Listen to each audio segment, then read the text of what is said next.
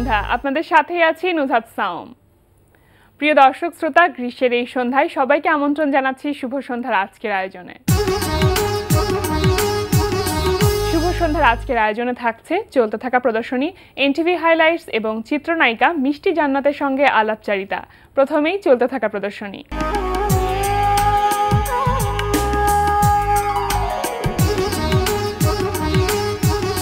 শুরুতেই জানিয়ে দিচ্ছি ঢাকার বিভিন্ন গ্যালারিতে চলতে থাকা প্রদর্শনীর সময়সূচি। ধানমন্ডি আলিয়াস প্রসেসের লা গ্যালারিতে প্রদর্শিত হচ্ছে আলোকচিত্রী জিএমবি আকাশের আলোকচিত্র প্রদর্শনী unseen in our sight Dalits in Bangladesh. বিকাল ৩টা থেকে রাত ৯টায় এই সময় প্রদর্শনী চলবে ২৯ এপ্রিল পর্যন্ত। ধানমন্ডি গ্যালারি চিত্রকে অনুষ্ঠিত হচ্ছে প্রয়াত ও বর্তমান ১১ জন শিল্পীর আঁকা ছবি নিয়ে দলীয় চিত্রকলার প্রদর্শনী ২০১৭। প্রদর্শনীতে শিল্পীদের মোট ৫৭টি চিত্রকর্ম স্থান পেয়েছে। সকাল ১০টা থেকে রাত ৮টায় এই সময় প্রদর্শনী চলবে ২০ এপ্রিল পর্যন্ত। মোহাম্মদপুর কলা কেন্দ্রে প্রদর্শিত হচ্ছে মুন রহমানের একক চিত্রকলার প্রদর্শনী ফেস টু ফেস। বিকাল ৫টা থেকে রাত ৮টা এই সময় প্রদর্শনী চলবে ২৪ এপ্রিল পর্যন্ত। এবার এনটিভি হাইলাইটস।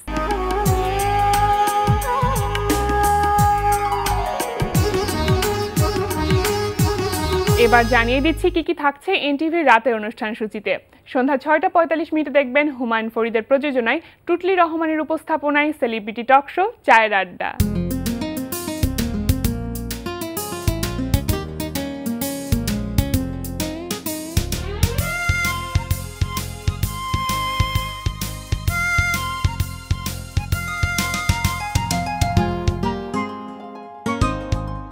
রাত ৮টা ২০ মিনিটে থাকছে মোস্তফা কামাল রাজের পরিচালনায় ধারাবাহিক নাটক পোস্ট গ্রাজুয়েট। আচ্ছা, আমার একটা পেপার লাগবে। কি পেপার লাগবে, বাংলা না ইংরেজি কোন? ওহ রাজি, উপকারের কথা বলা হইছে। বলেন কি উপকার করবেন আপনি? বাইরে কথা বলতে আসছি। আচ্ছা, আপনি বলতে পারেন, আমারে বলতে পারেন কি উপকার করতে। আচ্ছা, ওই ৬ নম্বর ওটা কাহিনী শুনছেন? একটা ছেলেকে যে মাথা ফাটা ফেলছে মেরে।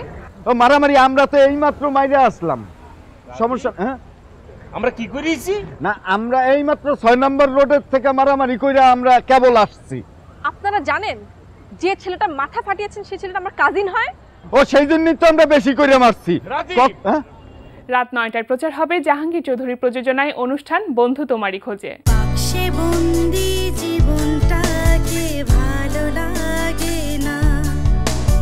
বন্ধুরা সব গেছে চলে, কোথায় জানি না, মনে পড়ে তাই হাতটা বাড়াই, বন্ধু তোমারই খোঁজে। রাত ৯টা ৪০ মিনিটে প্রচার হবে গোলাম সোহরাব দদুলের পরিচালনায় ধারাবাহিক নাটক সংসার। আমি কি এখন ভাবিকে সব বলে দিই?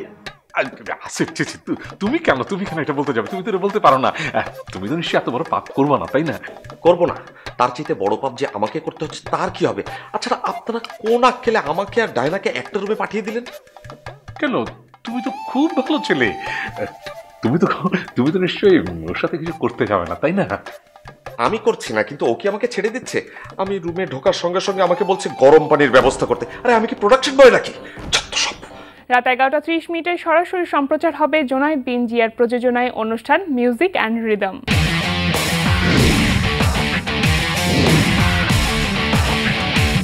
এই ছিল এনটিভির রাতের অনুষ্ঠান সূচি। এবার আলাপচারিতা।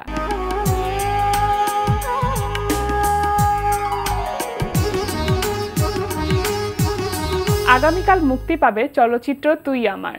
প্রিয় দর্শক, চলচ্চিত্রটি নিয়ে কথা বলতে আজ আমাদের সঙ্গে আছেন চিত্রনায়িকা মিষ্টি জান্নাত। চলুন কথা বলি তার সঙ্গে। শুভ সন্ধ্যা। শুভ সন্ধ্যা। কেমন আছেন? হ্যাঁ, খুবই ভালো আছি, কারণ কাল আমার মুভি থার্ড মুভি রিলিজ হচ্ছে তুই আমার। কেমন লাগছে? একটু কি নার্ভাস লাগছে, এক্সাইটেড লাগছে, কেমন লাগছে? প্রতিবারই আসলে ফিল্ম রিলিজ হলে আমার খুব ভালো লাগে, মানে স্বাভাবিক ব্যাপার, ফার্স্ট থেকে শুরু করে এখনো। কিন্তু এবার একটু বেশি নার্ভাস লাগছে, কজ যেহেতু আমার প্রোডাকশন, দ্যাটস ওয়াই একটু নার্ভাস লাগারই কথা। সিনেমাটা কেমন যাবে। আর অন্যবার তো দেখা যায় যে প্রোডিউসার আলাদা, তো নার্ভাসনেসের কিছু নাই, কারণ আমার ফার্স্ট মুভি লাভ স্টেশন ওটাও খুব ভালো গেছিল, সেকেন্ড চিনি বিবি ওটাও ভালো গেছিল, সো মানে এটাও ভালো যাবে, এটা তার থেকেও বেশি ভালো যাবে আশা করা যাচ্ছে। আচ্ছা, তো তুই আমার এই চলচ্চিত্রটির কাজ শুরু হয়েছে কবে থেকে? কাজ শুরু হয়েছে 7-8 মাস আগে হয়েছে, মানে দেখা যাচ্ছিল যে সবার শিডিউল আসলে পাওয়া যায় না তো একসঙ্গে। হিরোর একসঙ্গে নেওয়া হয়েছিল 15 ডেজ, মানে পরে তো 20 করলাম, তারপরে আবার আমরা গানের শুটিং করলাম আলাদা, ফাইটের আবার আলাদা করা হলো, মানে 3টা লটে শুটিংটা আমরা শেষ করেছি। তো সবকিছু মিলে শুটিং শেষ হতে কতদিন সময় লেগেছে? শুটিং সবকিছু মিলে 55 নেট অ্যাবাউট। আচ্ছা, তাহলে লোকেশন কোথায় কোথায় ছিল? শুধু দেশে নাকি দেশের বাইরেও লোকেশন ছিল? লোকেশন দেশের বাইরে ছিল, গানগুলো ছিল মানে 3টা গান, একটা ফাইট ওখানে করা ছিল, মানে ইন্ডিয়াতে, দার্জিলিং, শিলিগুড়ি, সিকিমের বর্ডার আর কি, নেপাল আর ইন্ডিয়ার মানে বর্ডারটাই আমরা শুটিং করেছি গানের। যেহেতু আপনার প্রোডাকশন হাউস থেকে এটা এই চলচ্চিত্রটি মুক্তি পেতে যাচ্ছে, তাহলে তো একরকমের রিস্ক বলা যায় বা অন্যরকমের একটু নার্ভাসনেস কাজ করছে যে দর্শকরা আসলে কিভাবে নিবে। হ্যাঁ সেটাই, বাট আমার এখানে তো মানে আমার যে ডিরেক্টর আছেন সজল আহমেদ, উনি অ্যাকচুয়ালি স্টোরিটা করেছে, মানে এই জন্য করেছে, মানে মানে এটা হচ্ছে মানে দেখলে মনে হবে যে একেবারে নিজেদেরই, সব দর্শকের জন্য এই ফিল্মটা করা। থাকে না যে কিছু মুভি মানে একেবারে খুব যারা এডুকেটেড তাদের জন্য করা হয়, কিছু দেখা যায় একেবারে যারা আনএডুকেটেড তাদের জন্য করা হয়, বাট এটা হচ্ছে আসলে মানে দুটো মানে টার্গেট ভিউয়ার্স যারা, তারা আসলে সবগুলো মিলে সবাই দেখতে পারবে ছবিটি। আর ছবিটা মানে পুরোপুরি একটা পারিবারিক ছবি যাকে বলা যায়। আচ্ছা, তাহলে গল্পটা কি ধরনের? যেহেতু পারিবারিক গল্প আপনি বললেন, কি ধরনের গল্প নিয়ে ছবিটি কাজ করা? এটা হচ্ছে জমিদার বাড়িকে কেন্দ্র করে একটা গল্প। হ্যাঁ। তো আমাদের এটা হচ্ছে আমরা জমিদার বাড়ি খুঁজে পাচ্ছিলাম না ফার্স্টে, পরে আমরা প্রথমে ভেবেছিলাম হয়তো দেশের বাইরে করব, এইটা সেটা করে পরে মহেরা যে জমিদার বাড়ি ওখানে আমাদের শুটিং করা হলো। তো স্টোরিটা হচ্ছে ওই জমিদার বাড়িকেই কেন্দ্র করে আমরা, মানে হিরো আর আমার মা হচ্ছে ছোটবেলা থেকে বান্ধবী থাকে, তো মানে আমাকে বাঁচাতে যে ওর মা আর কি মারা যায়, তো আমার মা হচ্ছে চায় মানে আমার আম্মু যে ওকে আর কি আমাদের বাসায় রাখবে, তো ওইভাবে ও আমাদের বাসায় বড় হয়, কিন্তু ও লেখাপড়া করে না, আমি আবার লেখাপড়া করি, মানে ও আর কি অনকেন্স আমার বাসায় মানে কাজের ছেলেদের মতোই, বাট সব দায়িত্ব ওকে দেওয়া হয়। তো ও আমাকে খুব পছন্দ করে কিন্তু কখনো বলে না, মানে যেহেতু আমার একটা ক্যারিয়ার আছে, তো আমি লেখাপড়া করি, কিন্তু ও কখনোই এটা এক্সপোজ করে না, আর আমি অলওয়েজ ওকে এটা বোঝানোর জন্যই মানে বিজি থাকি। আচ্ছা, মানে এটাই হচ্ছে, পরে টুকার বলা যাবে না। এখানে তো আপনার বিপরীতে কাজ করেছে সাইমন সাদিক, তো কি ধরনের কেমিস্ট্রি আমরা দেখতে পাবো স্ক্রিনে? সাইমনের সঙ্গে এটা হচ্ছে আমার ফার্স্ট কাজ। তো যেটা বলে যে একটা কথা বলে যে আমি যখনই যে হিরোর সঙ্গে কাজ করি, আমি সৌমির সাথেও কাজ করে এসেছি, তো আমার মনে হয় কি তখন মানে সেই আমার মানে অন স্ক্রিনে হিরো, তার সঙ্গেই মানে একটা কেমিস্ট্রি হয়ে যায়, মানে সবাই বলে যে ভালোই লাগে। যেমন ফার্স্টে যখন বাপ্পির সঙ্গে আমি লাভ স্টেশন ছবি করেছি, ওটাই আমার ফার্স্ট ফিল্ম ছিল, তো ওর সঙ্গে এন্ট্রি, তো সবাই বলতো যে তোমাকে বাপ্পির সঙ্গে খুব মানে মানায় খুব। পরে যখন আবার সোহমের সাথে করলাম না, এটাও মানে এখনো রিলিজ হয়নি ওটাও বলছে যে যখন গানগুলো কেউ দেখছে না এটাও ভালো ছিল। সাইমনের সঙ্গে সেম অবস্থা। আর যেটা বলার যে অবশ্যই ডেফিনেটলি ও খুব ভালো অ্যাক্টর, সবাই জানে। তো এই স্টোরিটা অ্যাকচুয়ালি ফার্স্টে বাপ্পির করার কথা ছিল, আমার খুব ভালো ফ্রেন্ড, তো পরে সামহাও মনে হলো স্টোরিটা দেখে যে সাইমনের সঙ্গেই যায় স্টোরিটা। থাকে না এক একজনের জন্য একটা স্টোরি, এক একজনের কিন্তু একটা ক্যারেক্টার থাকে, তাকে কিন্তু আসলে ওটাতেই আর কি আমার মানে চিন্তা করা উচিত, মানিয়ে যায়। হ্যাঁ, তো এই স্টোরিটা অ্যাকচুয়ালি আমার মনে হয় যে ওর সঙ্গেই মনে হয় মানে খুব ভালো যায়। সাইমন সাদিকের জন্যই ছিল চরিত্রটি, আসলেই মনে হয়েছিল এই জন্যই ওর করা হয়ে গেছে। আচ্ছা, তো সাইমন সাদিক ছাড়া অন্যান্য কে কো আর্টিস্ট কারা কারা আছেন এখানে? এখানে সাইমন ছাড়া আছে হচ্ছে আলিরাজ, উনি আমার বাবা থাকেন, রেবেকা আন্টি উনি আমার মা থাকেন, জলি আন্টিও হচ্ছে সাইমনের মা থাকে, তারপরে বর্দা মিঠু কাজ করেছে, তারপরে সজল আছে মিরাকেলের, ও কাজ করেছে, চিকুনালি কাজ করেছে, রফিক কাজ করেছে, বিপাশা কবির আইটেম সং করে ও করেছে, তানিন সুবা ও করেছে, বৃষ্টি করেছে, অনেক আর্টিস্ট অ্যাকচুয়ালি আমাদের এখানে। আচ্ছা, এবার একটু গানের প্রসঙ্গে আসতে চাই যে কি ধরনের গান আছে এই চলচ্চিত্রটিতে? মানে একটা জিনিস থাকে না যে আমরা গান করতে হয় এজন্য গান করা, কিন্তু এই মুভিতে দেখা যাবে যে যে আইটেম সংটা দেখা যায় যে আমরা মুভি দেখছি হঠাৎ করে চলে আসছে, মানে একটা তো এখন ট্রেন্ড হয়ে গেছে যে মুভিতে একটা আইটেম সং থাকবে। তো এটার ব্যাপারটা যেটা সেটা হচ্ছে যে আইটেম সংটা কিন্তু মানে স্টোরির উপরে বেসিস করে চাচ্ছে আমার, যে আমি আরও আর কি হঠাৎ করে আমার ইচ্ছে হলো যে আমি ওর সঙ্গে আর কি যাব, যাত্রা হয় মানে এলাকায়, ওখানে যাব। তো ওখান থেকে আর কি করা যে মানে আমাকে বাসা থেকে তো বের হতে দেয় না, তো আমি ছেলে সেজে ছেলেদের ড্রেস পরে আমি আর কি আইটেম সংটা দেখতে যাই পুরো ছেলেদের মতো। তো ওটা করেই আর কি আইটেম সংটা এন্ট্রি হয়। তারপরে একটা গান আছে আমার বার্থডে সং, ওখানে আমাকে নিয়ে আসিফ ভাই গান করেছে, মিষ্টি রে তুই মিষ্টি, এই গানটা করেছে, এরকমই আর কি। তারপরে আমার লাস্টে তো একটা গান অলরেডি ভিউয়ার্সরা দেখে ফেলেছে, সেটা হচ্ছে যে আমি লাস্টে মারা যাই, সুইসাইড করি। ওটাও একটা গান দিয়ে করা হয়েছে, প্রিয়ারে। তো থাকে না যে উটকো একটা গান চলে আসলো, ওরকম কিন্তু কিছু না, মনে হবে যে দেখতে দেখতেই এটা ডিমান্ড করছিল স্টোরিতে, মানে এরকম আর কি। আচ্ছা, তো এই চলচ্চিত্রটি তো আগামীকাল মুক্তি পাবে, এছাড়া বেশ কয়েকটি চলচ্চিত্র আছে যেগুলো সামনে রিলিজ হবে, হয়তো খুব শীঘ্রই আমরা পাবো। এছাড়া আর কোনো চলচ্চিত্রে এই মুহূর্তে কাজ করছেন কিনা? আমার অলরেডি 4টা প্রজেক্ট, এটা ধরে 4টা মানে অলরেডি রেডি হয়ে গেছে যাকে বলে। এটা হচ্ছে তো কাল মুক্তি পাচ্ছে, আমি ঈদে আর একটা জয়েন্ট ভেঞ্চার রিলিজ হবে, ঈদের পরপর হয়তো আরেকটা হবে। আর আমি রিসেন্ট একটা মানে তেলেগু অ্যান্ড ভোজপুরি মিক্সড একটা মুভি করেছি ইন্ডিয়াতে, তো ওটাও প্রিপারেশন, মানে ওটাও একেবারে এডিটিং সবকিছু রেডি একদম। হ্যাঁ, আর রিসেন্ট যেটা বলতে যে হ্যাঁ 2টো মুভির কাজ নিয়েছি, ওটা এখনো নাম বলা নিষেধ, হিরোর নাম বলাও নিষেধ যেহেতু জয়েন্ট ভেঞ্চার। আচ্ছা, তো থাকে না কিছু সিক্রেট রাখতে চায়, তো কিছু আকর্ষণ তো থাকবেই। আচ্ছা, মডেলিং থেকে তারপরে এই চলচ্চিত্রে আসা, কিভাবে আসাটা হয়েছিল? ফার্স্টে তো আমি ভেনাসের একটা অ্যাড করেছিলাম, মানে তখনও কিন্তু আমার প্রোডাকশন হাউস ছিল, কেউ জানতো না, নাটকের।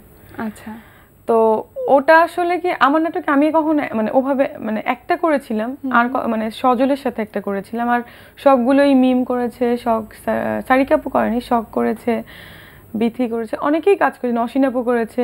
তখন আর কি আমাকে ওখান থেকে মানে অ্যাডও মেকিং করা হতো, তো তখন আমাকে বলতো যে আপনি তো কাজ করতে পারেন, খারাপ কি? আমি যে না আমার এটা করার কোনো ইচ্ছা নেই, থাকুক না, সমস্যা কি? বলে না, আমি না নিজের হাউস থেকে তো কখনো কাজ করব না, কারণ করলে মানুষ বলবে যে নিজেরটা দিয়ে নিজেই আর কি, স্বাভাবিক ব্যাপার একটা থাকে না। পরে বলে না, তাহলে আপনি বাইরের হাউসে করেন, আপনি আমার কাজটা করে দেন। তারপরে আচ্ছা ঠিক আছে করি। পরে করার পরে তো আসলে এভাবে এক এক করে করা, তারপরে কিছুদিন অ্যাঙ্করিংও করা হয়েছে। আচ্ছা, 7টা চ্যানেল একসঙ্গে করতাম, 3 মাস করেছি। মানে কোনো না কোনো ভাবে আপনি এই মিডিয়ার সাথে ইনভলভ থেকেছেন সব সময়। হ্যাঁ, তো পরিবার থেকে কতখানি সহযোগিতা পেয়েছেন? পরিবার থেকে আসলে প্রোডাকশন নিয়ে কোনো প্রবলেম ছিল না, মডেলিং নিয়ে না, বাট ফিল্ম করা নিয়ে অবশ্যই প্রবলেম ছিল।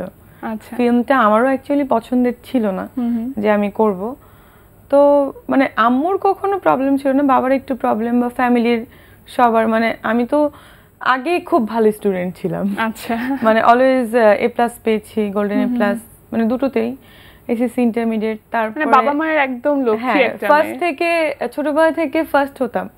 তো কখনো মানে আমার ফ্রেন্ড সার্কেলটা ভাবে নাই যে আমি মিডিয়ার সঙ্গে ইনভলভ হব বা আমি অ্যাক্টিং করব। এখন আমি ডক্টরি পড়ছি শিকদারে, 3rd ইয়ারে আছি, 3rd ইয়ার শেষ করলাম। তো মানে এখনো কেউ ভাবে না যে, মানে তাদের ধারণাটা ছিল যে আমি একমাত্র স্টাডি করব, খুব ভালো স্টুডেন্ট ছিলাম। মানে এখন তো পড়ালেখা বলতে গেলে করাই হয় না কাজের জন্য। তাহলে কিভাবে মেইনটেইন করেন পড়াশোনা, তার পাশাপাশি চলচ্চিত্রে কাজ করা, কিভাবে মেইনটেইন করেন? এই জন্য তো মানে কম কাজ করা হয়, নিজের হাউস থেকে বেশিরভাগ করা হয়, মানে বাইরেরটাও করা হয়, এই যে দেশের বাইরে যে কাজগুলো করেছি। তো আসলে তো এত সময় হয় না, অনেকে থাকে না যে সারাদিন দেখা যায় সাইনিং করছে, কাজ করছে। তো আমার ব্যাপারটা যেটা হচ্ছে বেছে বেছে কাজ করা, বেছে বলার থেকেও আবার প্রবলেমটা হচ্ছে যে আমি কাজ করার না টাইম পাই না। যেমন আমার এক্সাম রিসেন্ট শেষ হলো, এই যে 5-8 দিন হলো শেষ হলো প্রফ। তো থাকে না যে এক্সামের আগে কিন্তু কখনোই সম্ভব না, মানে একবার 6 মাস গ্যাপ গেছে, তো ওভাবে আর দেওয়ার মানে ইচ্ছা নেই। আর আছে 1 বছর, তো চাচ্ছি সুন্দর করে শেষ করে মানে তারপরে আবার সব করব। তো মিষ্টি জান্নাত এই মুহূর্তে আসলে ভবিষ্যৎটা কিভাবে দেখছে, স্বপ্নটা কিভাবে দেখছে? একজন ডাক্তার হওয়ার নাকি একদম পুরো দস্তুর নায়িকা হয়ে যাওয়ার, কোনটা? স্বপ্ন তো আসলে সবাই দেখে, সবকিছুরই স্বপ্ন দেখে। নায়িকা যদি দেখার তাহলে অবশ্যই অভিনয় করছি, অবশ্যই ভালো একজন, অনেক বড় একজন সেলিব্রিটি হতে চাই, অনেক বড়। মানে অনেক বড় সুপারস্টার যাকে বলে, মানে এখন মনে হয়। আবার ডাক্তারি যেহেতু পড়ছি তো মনে হয় অবশ্যই ভালো একজন ডক্টর হব, কারণ আমার ছোটবেলা থেকেই খুব ইচ্ছা ছিল, অ্যাম্বিশন, যে আমি চিকিৎসা সেবা বেছে নিব, আমার খুব পছন্দের একটা সাবজেক্ট ছিল। এই তো। আর বিজনেস যদি বলা হয় তো ফ্যামিলি সবাই বিজনেসের সঙ্গে ইনভলভ, দ্যাটস ওয়াই আমার প্রোডাকশন হাউস করা। আমার নিজের একটা আবার শোরুমও আছে পুলিশ প্লাজাতে, নতুন করেছি এই যে 3 মাস হলো, জান্নাত এক্সপ্রেস। তো আসলে সবকিছুই ভালো লাগে। আমার একটা প্রবলেম কি, মানে ফ্রি থাকতে আমার ভালো লাগে না। যদি আমি ঘুম যদি আমার 3 ঘন্টা বা 4 ঘন্টা হয় তাও মানে খুব বিরক্ত বোধ হয় যে কেন এত কাজ। তারপর আবার দেখা যায় যখন কাজ থাকে না তখন মনে হয় কেন কাজ, উল্টাপাল্টা চিন্তা হয় যে কেন নেই। তো আমার সবসময় ব্যস্ততা নিয়ে থাকতেই পছন্দ করেন, এভাবে ব্যস্ততা নিয়ে থাকেন। সামনের দিনগুলোতে আরো অনেক সুন্দরভাবে, অনেক উজ্জ্বলভাবে আপনাকে আমরা দেখতে চাই। অনেক অনেক শুভ কামনা থাকলো এই চলচ্চিত্রটির জন্য। আর আজকে আমাদের আয়োজনে এসেছেন, অনেক অনেক ধন্যবাদ আপনাকে। আপনাকে অনেক ধন্যবাদ, স্পেশালি এনটিভিকে অনেক ধন্যবাদ। আর একটা কথা বলার, যে আগামীকাল আমার মুভি তুই আমার রিলিজ হবে, পরিচালনা সজল আহমেদ, আমার সঙ্গে আছেন সাইমন সাদিক। তো আরও অনেক ভালো ভালো শিল্পীরা এখানে কাজ করেছে। আমার মনে হয় না যে এই মুভিটা দেখে আপনারা হতাশ হবেন। প্রিয় দর্শক, কথায় কথায় আমরাও চলে এসেছি অনুষ্ঠানের শেষ প্রান্তে। আমাদের সঙ্গে যোগাযোগের ঠিকানা প্রযোজক শুভ সন্ধ্যা, এনটিভি বিএসসি ভবন, 7ম তলা, 102 কাজী নজরুল ইসলাম অ্যাভিনিউ, কারণ বাজার, ঢাকা 1215। আমাদের ইমেল অ্যাড্রেস shubhosandha@ntvbd.com। প্রিয় দর্শক, এনটিভিতে সম্প্রচারিত সংবাদ অন্যান্য সকল অনুষ্ঠান দেখতে লগ ইন করুন www.ntvbd.com-এ। সবাই ভালো থাকুন, নিরাপদে থাকুন। শুভ সন্ধ্যা।